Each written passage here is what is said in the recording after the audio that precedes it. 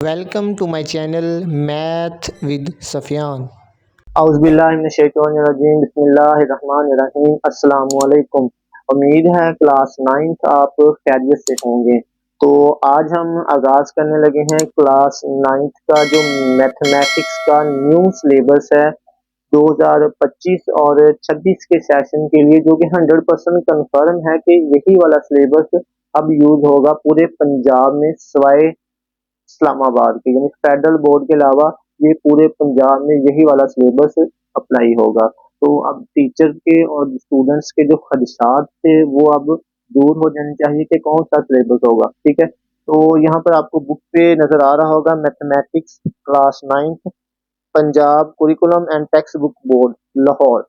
यहाँ पर भी मैंने लिखा है PCTB, यानी कि ये वाला जो वर्ड है पहले भी किताबों पर लिखा होता था कि ये जो होती हैं किताबें ये पंजाब में यूज होंगी। ठीक है, तो यहाँ पर आपको लोगो भी नजर आ रहा होगा बुक पे, अमानत, सदाकत, शराफत, दयानत वाला। ठीक है, तो यही वाली किताबें जो हैं अब 100% है कि यही वाली किताबें 2025 और 26 के सेशन के लिए यूज होंगी। ठीक है, तो जो क्लास 9th में बच्चे बैठ जाते हैं प्री 9th, तो खासकर उन लोगों के लिए वीडियो है कि वो इस वीडियो से फायदा उठा सकते हैं। ठीक है, तो इसका रिव्यू करते हैं चैप्टर का। तो यहाँ पर बुक पे लिखा हुआ है, this text book is based on national curriculum of Pakistan 2023 has been approved by the board, यानी बोर्ड की तरफ से ये बुक अप्रूव्ड हो चुकी है। ठीक है, तो इसका कंटेंट देखते हैं। इसका चैप्टर नंबर 1 आपको नजर आ रहा होगा, रियल नंबर्स। ठीक है, रियल नंबर्स। और चैप्टर नंबर 2 जो है वो लॉगरिथमिक, ये वाला जो है पहले भी 9th में था, अब ये है कि इसमें थोड़ी बहुत ही एडवांस हो गया है, इसमें कुछ चेंजिंग आ जाएंगी। ठीक है, तो यानी कि काम वही है, मुश्किल नहीं है। उसके बाद है सेट एंड फंक्शंस, तीसरा चैप्टर। तो ये पहले 10th क्लास में होता था, अब ये दोबारा फिर 9th में आ गया। ठीक है, उसके बाद फैक्टराइजेशन एंड अलजेब्रिक मैनिपुलेशन, यानी कि जो न्यू नजर आ रहा है वो हमारे पास है चैप्टर नंबर 6 है, जो ट्रिग्नोमेट्री का है, जो पहले नहीं होती थी ट्रिग्नोमेट्री, अब 9th क्लास में भी ऐड हो गई है। उसके बाद चैप्टर नंबर 13 और 12 जो है इंफॉर्मेशन हैंडलिंग, और चैप्टर 13 जो है प्रोबेबिलिटी, ये न्यू है और एडवांस सिलेबस है, यानी कि इतना मुश्किल नहीं है, इजी है। तो हम इसके चैप्टर नंबर 1 की तरफ आते हैं। तो हम आज इसकी एक्सरसाइज 1.1 करते हैं। तो पहले चैप्टर नंबर 1 देखते हैं, रियल नंबर। ठीक है, यूनिट नंबर 1 है रियल नंबर।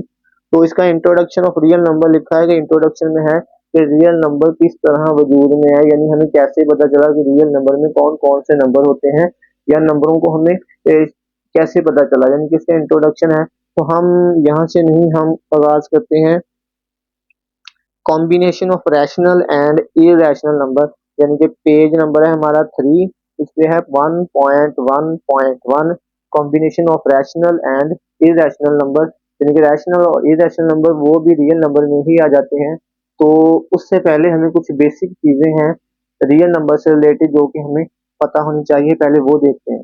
तो रियल नंबर से पहले हमें कुछ बेसिक चीजें हैं हम जो हमें पता होनी चाहिए, जैसा कि नेचुरल नंबर कौन से होते हैं। ठीक है, नेचुरल नंबर यानी कुदरती आदाद, उसको हम कैपिटल एन से डिनोट करते हैं। तो नेचुरल नंबर में जो नंबर होते हैं वो 1 से शुरू होते हैं, 1 2 3 4, अगर डॉट लगे इसका मतलब कंटिन्यू है, यानी कि कुदरती नंबर जो होते हैं वो 1 से शुरू होते हैं।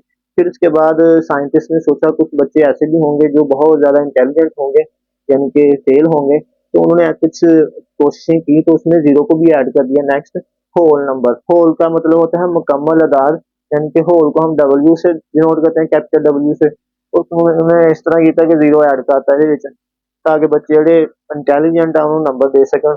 ਇਹਦਾ मतलब ਫਿਰ ਜੇ जीरो नंबर ऐड हो जाए वो ਸਾਡੇ को हो जाने हैं होल नंबर। ठीक है, अच्छा उसके बाद नेक्स्ट आता है इंटीजर्स क्या होते हैं। इंटीजर को हम कैपिटल जी से डिनोट करते हैं। ठीक है, इंटीजर में हमारे पास क्या होता है, सारे ही नंबर आ जाते हैं, पॉजिटिव भी और नेगेटिव भी। या ऐसे कह लें कि अगर हमारे पास जो होल नंबर होते हैं, होल नंबर को हम पॉजिटिव भी और नेगेटिव भी लें तो वो इंटीजर में आ जाते हैं, क्योंकि जीरो भी है इसमें ऐड तो वो होल नंबर में होता है। तो हम पॉजिटिव और नेगेटिव नंबर जो होते हैं वो हमारे पास क्या होते हैं, इंटीजर में आ जाते हैं। ठीक है, उसके बाद नेक्स्ट है प्राइम नंबर्स। प्राइम नंबर कौन से होते हैं, आपने याद रखना है, ऐसे नंबर को हम प्राइम नंबर कहेंगे कि जो सिर्फ दो नंबरों से डिवाइड होते हैं। एक तो वो अपने आप से कंप्लीटली डिवाइड होते हो और दूसरा 1 से डिवाइड होते हो और किसी से डिवाइड ना होते हो कंप्लीटली, तो वो हमारे पास प्राइम नंबर होंगे। जैसे कि पहला प्राइम नंबर है हमारे पास 2, क्योंकि 2 जो है वो अपने आप से डिवाइड होता है। 2 को अगर हम डिवाइड करें इस तरह, 2 जो है वो 2 से डिवाइड होगा और 1 से होगा। 2 एक बार 2 और किसी से नहीं होगा तो ये प्राइम नंबर है। 2 के बाद इस तरह 3, 4 नहीं होगा क्योंकि 4 जो है वो 2 से भी हो जाता है, 1 से भी हो जाता है और अपने आप से भी हो जाता है, उसमें 3 प्रॉपर्टी है तो वो नहीं होगा। इसके बाद 5 आ जाएगा, 6 नहीं आएगा, 7 आ जाएगा। तो आपने याद रखना है ऐसे नंबर जो सिर्फ अपने आप से डिवाइड होता हो और 1 से होता हो वो प्राइम होगा, ठीक है। 8 नहीं आएगा, 9 भी नहीं आएगा, 10 भी नहीं आएगा, 11 आ जाएगा। इस तरह सिमिलरली आगे भी कंटिन्यू रहेगा, ठीक है। तो अगर आप सोचे इसमें 1 क्यों नहीं ऐड, क्योंकि 1 इटसेल्फ अपने आप से तो डिवाइड होता है वो 1 है, लेकिन वो इटसेल्फ ही 1 है तो इसमें एक प्रॉपर्टी है, इस वजह से वो प्राइम नंबर नहीं है, ठीक है। अगर मैं वैसे कोई नंबर लिख दूं इस तरह 69, तो क्या ये प्राइम नंबर है? तो आपको नजर आ रहा होगा कि ये 3 से डिवाइड हो जाता है, तो ये प्राइम नंबर नहीं होगा, क्योंकि अपने आप से तो हो ही जाता है हर नंबर, 1 से भी हो जाता है, ये 3 से हो जाता है, इसका मतलब ये प्राइम नंबर नहीं है, क्योंकि ये 2 से ज्यादा से हो रहा है, ठीक है। मे बी ये और भी किसी नंबर से हो सकता है, ठीक है। फिलहाल आपने 2 से ज्यादा जो होगा वो प्राइम नंबर नहीं होगा। अच्छा जी, जो हमारा मेन काम है वो है रैशनल नंबर। रैशनल नंबर को हम कैपिटल क्यू से डिनोट करते हैं, तो ये इसको सेट की शक्ल में लिखा है। तो आपने इसको पढ़ना किस तरह है, ये सेट की सिंबल है, ठीक है, ब्रैकेट में इसको लिखते हैं। तो ये है पी ओवर क्यू, यानी पी बटा क्यू, यानी कि इसको फ्रैक्शन में लिखते हैं, यानी कि ऐसे नंबर जिनको हम फ्रैक्शन की शक्ल में लिख सकते हैं वो हमारे पास क्या होते हैं, रैशनल नंबर्स। तो P and Q belong to G, P और क्यू जो है वो क्या क्या होंगे, यानी कि पी और क्यू क्या हो सकते हैं, वो हमारे पास बिलोंग बिलोंग टू, इसको पढ़ना है आपने, यानी कि वो किस से बिलोंग करते हैं, वो इंटीजर जी से बिलोंग करते हैं, यानी कि वो पॉजिटिव भी हो सकते हैं, नेगेटिव भी हो सकता है, जीरो भी हो सकता है, ठीक है। पी और क्यू कोई भी इनमें से नंबर हो सकता है, ठीक है। ये वाला जो सिंबल है इसको पढ़ना है एंड, जिस तरह हम एंड ऐसे लिखते हैं ना, तो ये मैथ में ओनली ये वाला सिंबल जो है इसको हम एंड पढ़ते हैं, and Q not equal to zero. अब उसने कंडीशन दे दी है कि जो डिनोमिनेटर में है ना क्यू, वो जीरो के इक्वल नहीं होना चाहिए और कोई भी नंबर हो सकता है इस इंटीजर में से, तो ये उसने कंडीशन दे दी है, यानी कि क्यू जीरो नहीं होना चाहिए, तब ये हमारे पास रैशनल नंबर होंगे। तो हम कुछ भी लिख सकते हैं पी और क्यू की जगह पे, जैसा कि पी जो 5 है ये हमारे पास इंटीजर में आ रहा है, सॉरी इसमें इंटीजर में आ रहा है 5 आगे, और क्यू को मैं लिख दूं -1, तो ये भी हमारे पास रैशनल नंबर है, क्योंकि -1 जो है वो भी इसमें आ रहा है इंटीजर में, ठीक है। इस तरह मैं कोई नंबर ओनली 6 लिख दूं तो ये भी हमारे पास रैशनल नंबर है, क्यों? क्योंकि इसको फ्रैक्शन में मैं 1 लिख सकता हूँ, तो ये फ्रैक्शन की शक्ल में लिखा गया, बटे की शक्ल में। तो पी हमारे पास 6 है, क्यू 1 है, तो ये भी हमारे पास रैशनल नंबर होगा, ठीक है। तो हम कोई भी नंबर ले सकते हैं जिसको हम फ्रैक्शन की शक्ल में लिख सके, तो वो रैशनल नंबर होगा, ठीक है। अच्छा जी, पेज नंबर 3 पे है article 1.1.2 decimal representation of rational number, यानी कि हमने अभी पढ़ा है रैशनल नंबर क्या होते हैं जिनको हम फ्रैक्शन की शक्ल में लिख सकते हैं, यानी पी बटा क्यू की शक्ल में। तो अगर वो डेसिमल यानी अशारिये की शक्ल में हो तब हमें कैसे पता चलेगा कि ये रैशनल है या नहीं? तो उसकी पहली टाइप है टर्मिनेटिंग डेसिमल नंबर। टर्मिनेटिंग का वर्ड जो है इसका मतलब होता है खत्म, खत्म हो जाना, ठीक है, टाटा। तो टर्मिनेटिंग का वर्ड से आपने याद रखना है जो खत्म हो जाए, ठीक है। डेसिमल यानी कि अशारिये के बाद अगर डिजिट खत्म हो जाए तो वो हमारे पास जो आंसर आएगा वो भी हमारे पास रैशनल नंबर होगा। जैसा कि 1/4 हमारे पास रैशनल नंबर है, अगर हम इसको डिवाइड करें तो इसका आंसर आता है 0.25। तो अशारिये के बाद देखें डिजिट हमारे पास 25 दो डिजिट है, यानी कि खत्म हो गया, उसके बाद आगे कंटिन्यू नहीं है, तो इसका मतलब ये टर्मिनेट है, तो ये हमारे पास क्या है, टर्मिनेटिंग डेसिमल नंबर है, तो ये हमारे पास रैशनल नंबर होगा।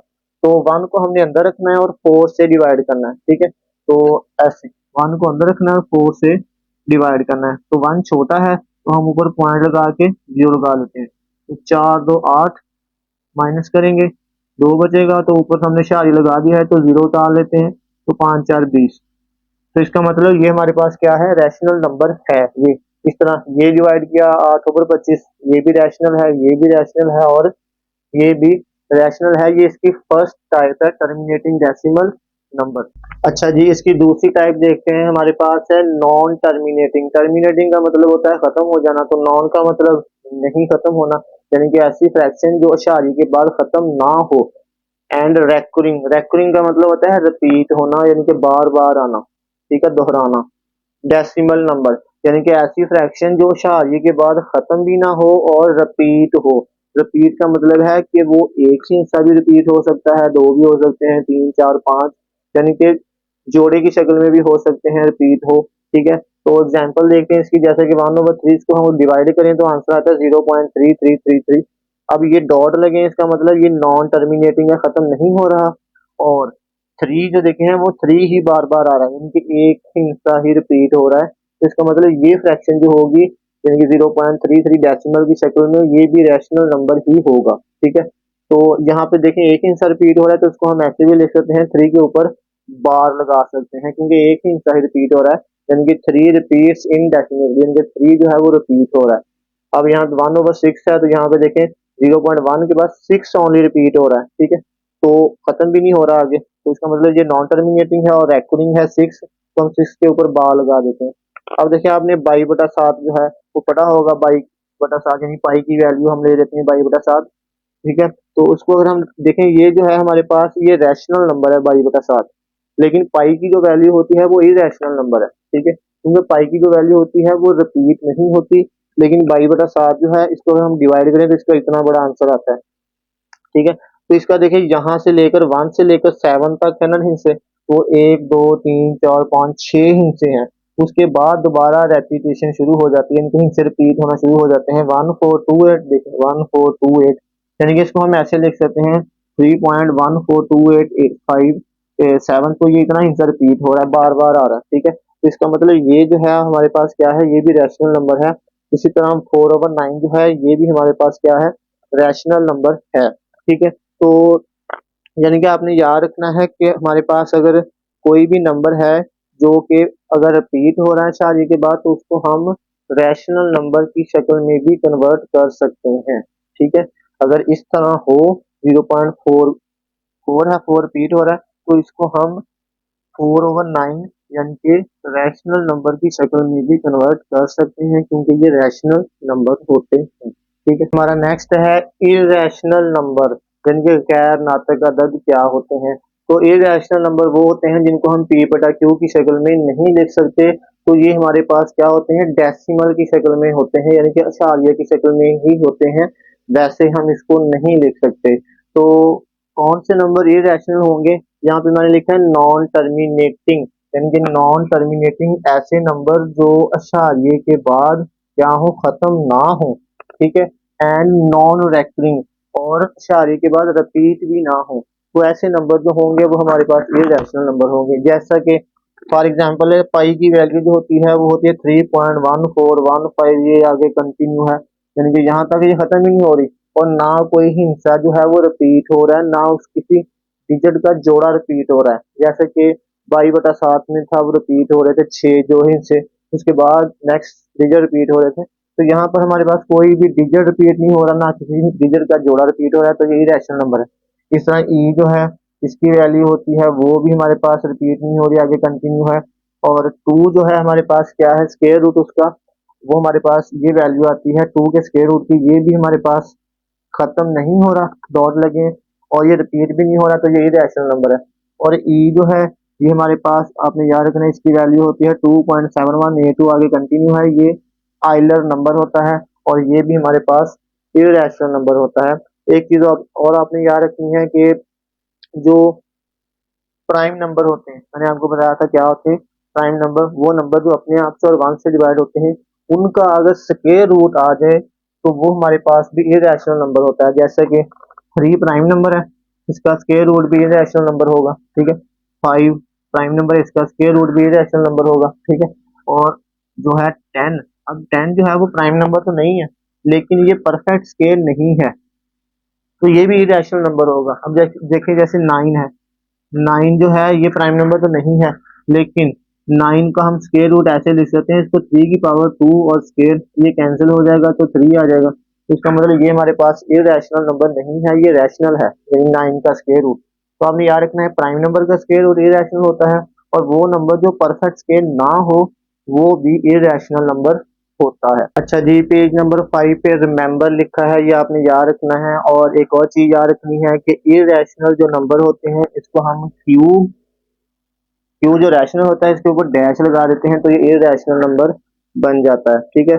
और एक और चीज, जो रियल नंबर होते हैं वो क्या होते हैं आपने याद रखना है, रियल नंबर जो होते हैं वो रैशनल नंबर और इरेशनल नंबर का क्या होता है, यूनियन होता है। यूनियन का मतलब उसमें दोनों ही आ जाते हैं। तो जिस तरह यूनियन काउंसिल होती है, इस तरह यूनियन में रैशनल और इरेशनल दोनों आ जाते हैं। इन दोनों का अगर हम यूनियन लें तो वो रियल नंबर बनता है, ठीक है। और अगर इनका इंटरसेक्शन लें, रैशनल और इरेशनल का इंटरसेक्शन लें तो खाली सेट आता है, यानी कि इन दोनों में कोई भी चीज एक जैसी नहीं है, कॉमन नहीं है, तो खाली सेट आएगा। और पेज नंबर 5 पे ये आपने पॉइंट याद रखना है, रिमेंबर में लिखा है बॉक्स में कि जब हम रैशनल नंबर में कोई इरेशनल नंबर को जमा करते हैं तो आपका आंसर हमेशा इरेशनल आता है। जब रैशनल नंबर में इरेशनल नंबर को जमा करते हैं, जैसा कि 2 हमारे पास एक रैशनल नंबर है, ठीक है, क्योंकि इसको हम पी बटा क्यू की शक्ल में लिख सकते हैं, और 2 का स्क्वायर रूट क्या है, वो इरेशनल नंबर है। तो इन दोनों को जब जमा करेंगे तो हमारा आंसर क्या आएगा, इरेशनल आएगा, ठीक है। और उसके बाद नेक्स्ट पॉइंट है, रैशनल नंबर को जब हम इरेशनल नंबर से डिवाइड करते हैं तो आपका आंसर ऑलवेज इरेशनल आता है, सवाए अगर हम जीरो से मल्टीप्लाई ना करें तो। जैसा कि 2 हमारे पास रैशनल नंबर है, अब 2 का स्क्वायर रूट जो है वो इरेशनल नंबर है, दोनों को मल्टीप्लाई करेंगे तो हमारा आंसर क्या आएगा, क्यू डैश यानी कि इरेशनल आएगा। लेकिन अगर मैं जीरो जीरो रैशनल नंबर है, इसको मल्टीप्लाई करूं इरेशनल नंबर 2 के साथ तो आंसर क्या आएगा, जीरो, वो तो रैशनल हो जाएगा, ठीक है। तो सवाए जीरो के अगर हम किसी नंबर को इरेशनल नंबर से मल्टीप्लाई करें तो ऑलवेज इरेशनल नंबर आएगा। तो इसी तरह आपने पेज नंबर 4 पे एग्जाम्पल नंबर 1 है वो आपने खुद करनी है। तो हम एक्सरसाइज 1.1 के क्वेश्चन नंबर 1 की तरफ चलते हैं। एक्सरसाइज 1.1 का क्वेश्चन नंबर 1 है, identify each of the following as a rational और इरेशनल नंबर। तो हमने रैशनल और इरेशनल नंबर की आइडेंटिफिकेशन करनी है, शनाख्त करनी है। तो पहला बार देखते हैं, यहाँ पर है 2.353535। तो यहाँ पर पहले देखें डॉट तो लगे नहीं है, इसका मतलब ये खत्म हो गया है, तो ये भी हमारे पास क्या है, रैशनल नंबर है, ठीक है। अगर डॉट फर्ज करें अगर लगे भी होते तो देखें 353535 रिपीट हो रहा है, फिर भी ये हमारे पास रैशनल नंबर ही होना था, ठीक है। तो डॉट नहीं लगे इसका मतलब खत्म हो रहा है, तो ये हमारे पास टर्मिनेटिंग है, तो ये हमारे पास क्या है, रैशनल नंबर,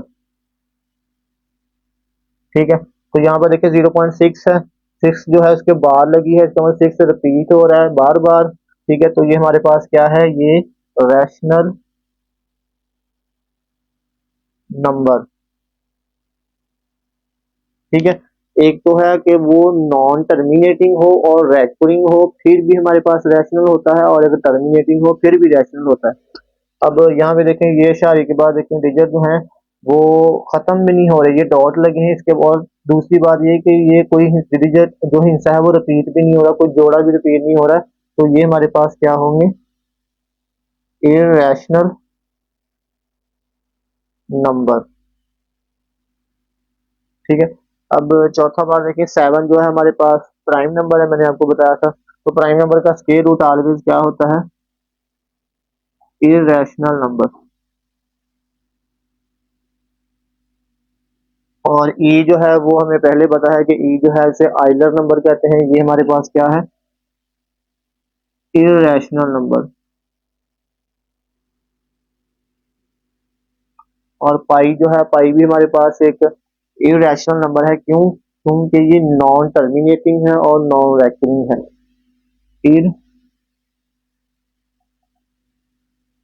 इररेशनल नंबर। अब इसका सातवां पार्ट देखते हैं, 5+11 का स्क्वायर रूट है।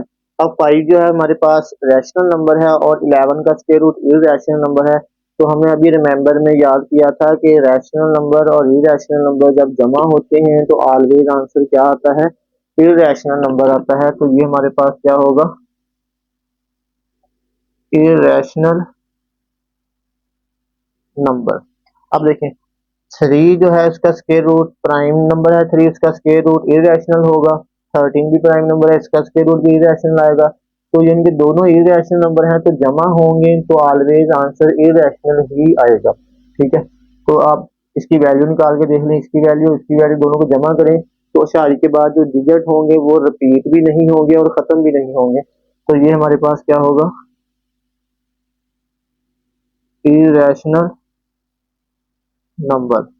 ठीक है, अब 15/4 है, वैसे ही पता लग रहा है कि ये फ्रैक्शन की शक्ल में लिखा गया है तो ये रैशनल ही होगा। अगर आप इसको डिवाइड करेंगे तो ये शादी के बाद डिजिट खत्म हो जाएंगे, अगर खत्म नहीं होते तो मे भी ये रिपीट हो सकते हैं, तो ये रैशनल ही होगा क्योंकि ये बटे की शक्ल में लिखा गया है। ठीक है, रैशनल नंबर।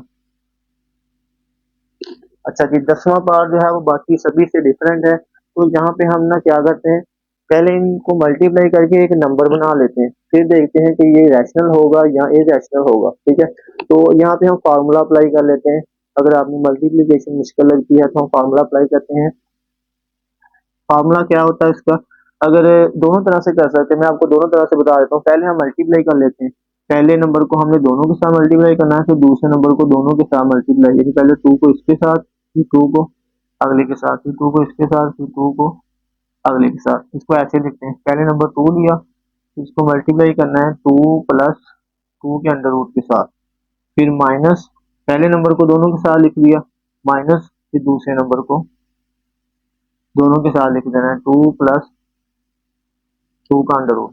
ठीक है, पहले इस नंबर को दोनों के साथ लिख दिया, फिर दूसरे नंबर को इन दोनों के साथ लिख दिया। मल्टीप्लाई करें, 2 को 2 से किया 4 प्लस 2 को इससे मल्टीप्लाई किया, 2 बाहर आ जाएगा और 2 का अंडर रूट ऐसे आ जाएगा माइनस। अब 2 को इससे मल्टीप्लाई किया तो 2 बाहर आ जाएगा और ये 2 का अंडर रूट वैसे ही लिख दिया। ठीक है, अब ये माइनस प्लस से मल्टीप्लाई होगा तो माइनस, ये 2 और ये 2 मल्टीप्लाई होगा तो ये 4 का स्क्वायर रूट आ जाएगा। ठीक है, अब देखिए ये प्लस का है और ये माइनस का कैंसिल हो जाएगा, 4 माइनस।